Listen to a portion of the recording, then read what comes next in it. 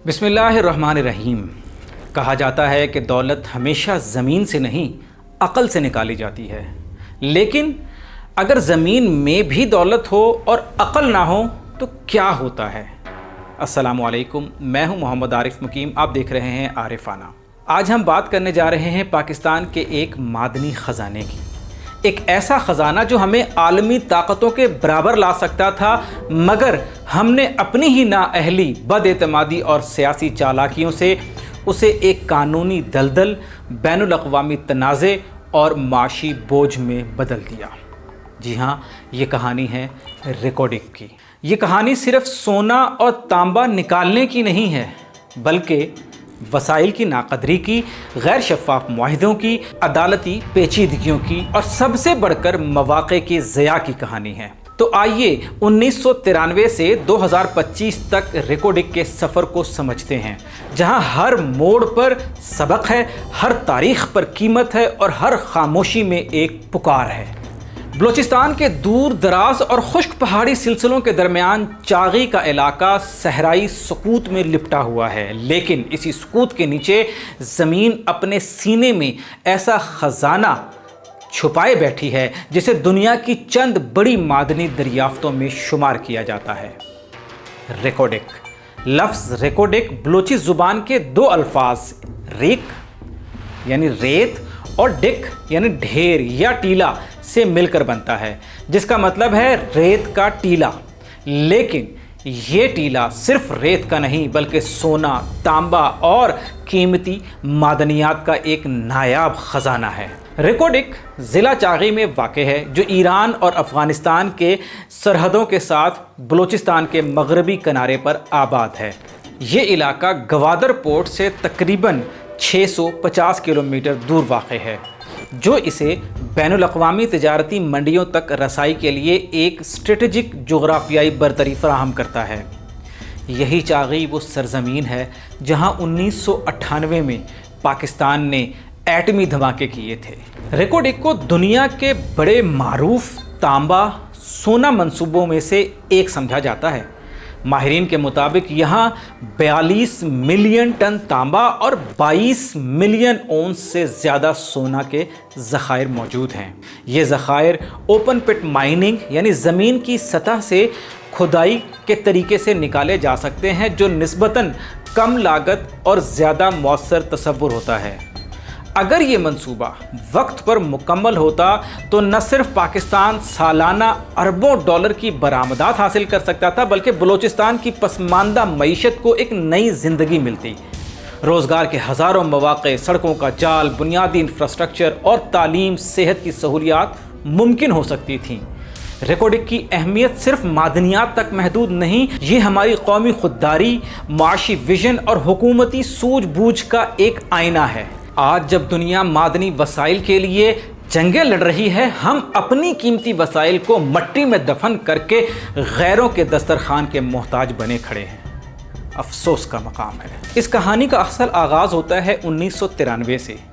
चागी के पहाड़ों में मादनियात तलाश करने के लिए बलूचिस्तान डेवलपमेंट अथॉरिटी ने 1993 में ऑस्ट्रेलवी कंपनी ब्रोकन हिल प्रोप्राइटरी मिनरल यानी BHP मिनरल के साथ एक जॉइंट वेंचर मुआहिदा किया। इस मुआहिदे को Chagai hills exploration joint venture agreement का नाम दिया गया। इस एग्रीमेंट के बाद साल आया 2000 का, जिसमें BHP मिनरल ने ये मुआहिदा टिथियान कॉपर कंपनी को मुंतकिल कर दिया। टिथियान कंपनी बुनियादी तौर पर दो कंपनियों यानी कनाडा की बैरिक गोल्ड और चिली की अंटोफागस्टा की मुश्तरका कंपनी थी। 2006 में TCC यानी टिथियान कॉपर कंपनी को रेकोडिक के इलाके में मादनियात तलाश करने और फिजिबिलिटी बनाने की इजाज़त दी गई।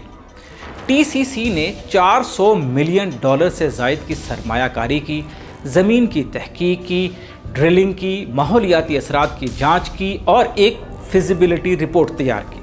फिजिबिलिटी रिपोर्ट तैयार करने के बाद 2010 में TCC ने बलूचिस्तान हुकूमत को बाकायदा माइनिंग लीज़ के लिए दरख्वास्त दी, ताकि वो मुकम्मल तौर पर पैदावारी अमल शुरू कर सके। इसके साथ ही एक नए तनाज़े ने जन्म लिया। 2011 में بلوچستان حکومت نے ٹی سی سی کی مائننگ لیز کی درخواست مسترد کر دی۔ لائسنس جاری نہ کرنے کے اس فیصلے کے پیچھے کئی اہم وجوہات تھیں۔ میڈیا رپورٹس کے مطابق کمپنی کے ساتھ ہونے والا معاہدہ 56 سال تک جاری رہتا، جس کے دوران تقریباً 60 ارب ڈالر مالیت کے سونے اور تانبے کے ذخائر کا 75% ٹی سی سی کو دیا جاتا، جبکہ 25% بلوچستان کو۔ اس پر الزام بھی لگایا گیا کہ کمپنی نے ان معدنی ذخائر کی اصل مالیت کو جان بوجھ کر کم ظاہر کیا۔ مزید یہ کہ ٹی سی سی نے منصوبے کی مکمل فیزیبلٹی رپورٹ بھی بروقت مکمل نہیں کی، جس سے حکومت کے خدشات مزید بڑھ گئے۔ ٹی سی سی نے اس فیصلے کو غیر منصفانہ قرار دیتے ہوئے یہ معاملہ 2012 میں ورلڈ بینک کے تحت چلنے والے ادارے ICSID یعنی international centre for settlement of investment disputes میں لے گیا۔ ورلڈ بینک کے تحت چلنے والا یہ ادارہ ICSID سرمایہ کاروں اور ریاستوں کے مابین تنازعات کے درمیان ثالثی یا فیصلہ کرنے والا عالمی ادارہ ہے۔ ناظرین، یہ معاملہ صرف بلوچستان حکومت اور ٹیتھیان کے درمیان نہ تھا، بلکہ یہ معاملہ سپریم کورٹ میں بھی پیش ہوا۔ سپریم کورٹ آف پاکستان نے جنوری 2013 میں BHP اور حکومت بلوچستان کے درمیان ہونے والے معاہدے کو ہی غیر قانونی اور کالعدم قرار دے دیا۔ سپریم کورٹ کے اس فیصلے کے پیچھے چند اہم اعتراضات اور قانونی بنیادیں تھیں، جن کا ذکر عدالتی فیصلے میں بھی موجود ہے۔ سپریم کورٹ کے فیصلے کے مطابق ٹی سی سی کو جو لائسنس دیا گیا، وہ licence Balochistan mining concession rules 1970 کی خلاف ورزی کرتا تھا۔ اس میں معدنیات کی تلاش اور مائننگ کے درمیان قانونی تقاضے پورے نہیں کیے گئے تھے۔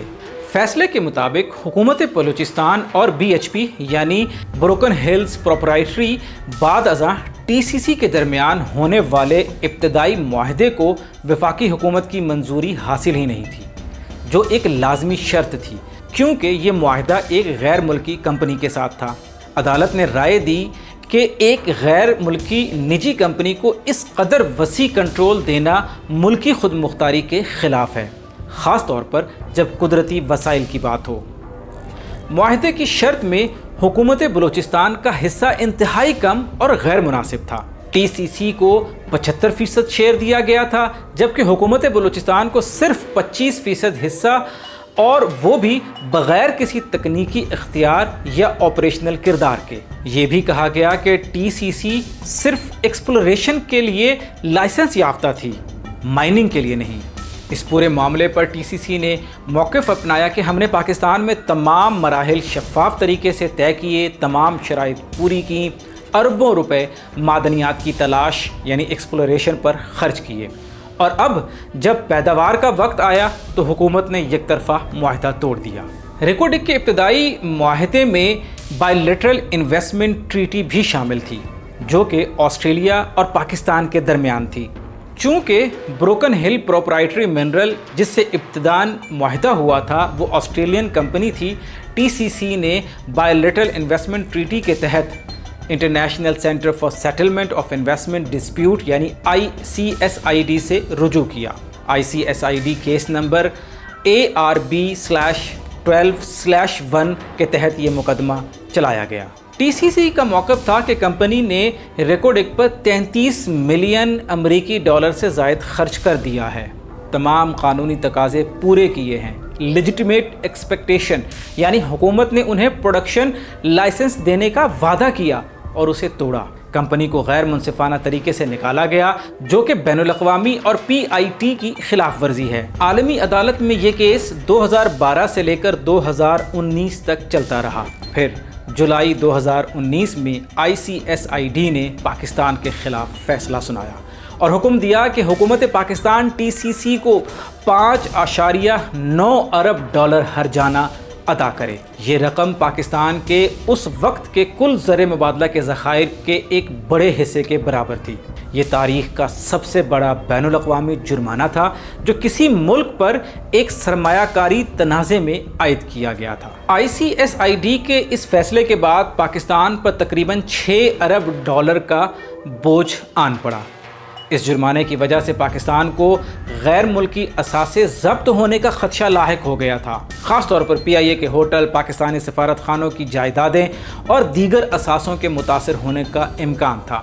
اسی دوران حکومت پاکستان خصوصاً اس وقت کے وزیر اعظم عمران خان کی قیادت نے TCC سے آؤٹ آف کورٹ سیٹلمنٹ کے لیے بات چیت کا آغاز کیا تاکہ ملک کو بھاری نقصان سے بچایا جا سکے۔ 2021 میں TCC کی 2 کمپنیوں میں سے ایک یعنی بیرک گولڈ کارپوریشن نے پاکستان کے ساتھ آؤٹ آف کورٹ سیٹلمنٹ کے لیے مذاکرات کی حامی بھر لی، جبکہ دوسری کمپنی آنٹوفگسٹا جس کا تعلق چلی سے تھا وہ معاہدے سے باہر ہو گئی۔ اب حکومت پاکستان اور بیرک گولڈ کے درمیان پرانا جرمانہ روکنے اور منصوبہ دوبارہ شروع کرنے کے لیے نیا فریم ورک کے لیے معاہدہ تجویز کیا گیا۔ 20 مارچ 2022 کو اس وقت کے وزیر اعظم عمران خان نے اعلان کیا کہ ریکوڈک منصوبے کی بحالی پر اتفاق ہو گیا ہے، پرانا جرمانہ معاف کر دیا گیا ہے اور پاکستان کو ایک نیا معاشی موقع مل گیا ہے۔ یہ معاہدہ اب بیرک گولڈ، پاکستان حکومت اور بلوچستان حکومت اور دیگر سٹیک ہولڈرز کے درمیان طے پایا تھا۔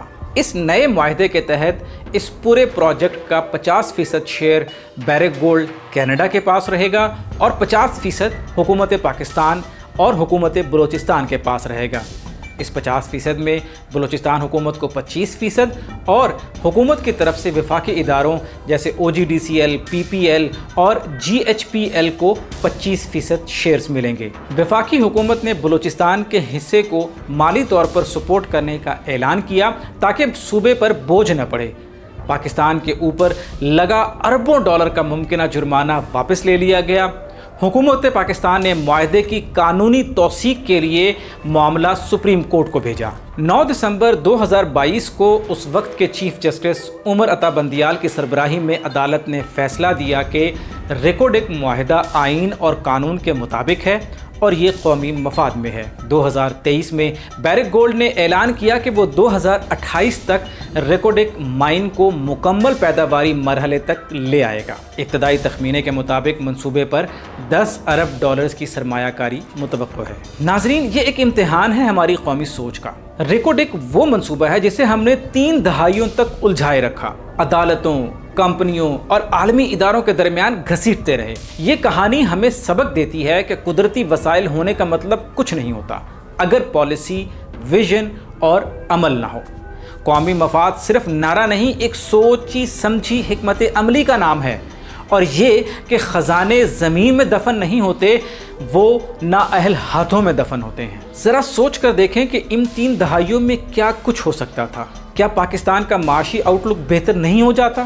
کیا بلوچستان کی بہت ساری محرومیاں اس سے دور نہ ہو جاتی؟ پاکستان میں زر مبادلہ کا ڈھیر لگ جاتا، لیکن ہم نے 3 دہائیاں ضائع کی۔ اگر یہ ویڈیو آپ کو سوچنے پر مجبور کرے تو اسے ضرور شیئر کریں تاکہ ہم صرف سونا اور تانبا ہی نہیں، اپنی سوچ اور فیصلوں کو بھی قیمتی بنا سکیں۔ ملیں گے دوسری ویڈیو میں، تب تک کے لیے اللہ حافظ۔